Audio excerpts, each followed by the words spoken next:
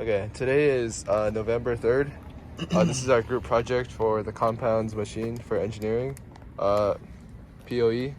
So our group is Kaden Ran, Daniel Kim, and Frankie, and this is our design. So for our design, we decided to make a surface ski lift.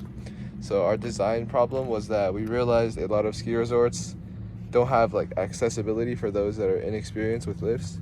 The sitting lifts would be hard to get on and off for those that are inexperienced, so we decided to make a standing ski lift where this would be the skier and we would be able to pull the skier up while they're standing on their skis to make it more accessible for everyone at the ski resort. Our design consists of many different pulleys to get the skier up the mountain.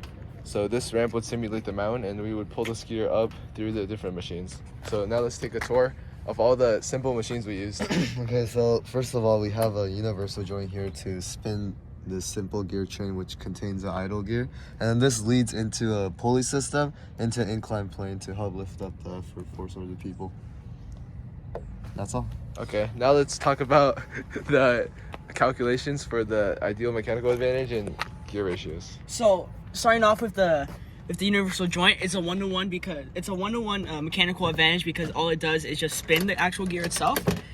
And then from the gear ratios, we have a 36 teeth gear into a 36 teeth, and it's a 1-to-1 just so we could get that idler gear going. And then that's a 36 into an 84 teeth gear system. So that makes the gear ratio of this system 2.33, leading it into the pulley system, which has 3 strands. Therefore, it has a mechanical advantage of 3.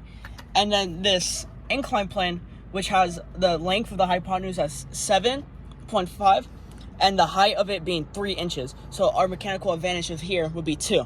So having all this mechanical advantage makes it so we have a lesser load on the input and on the gear system as a whole, so that the output of the output is much higher than the input itself.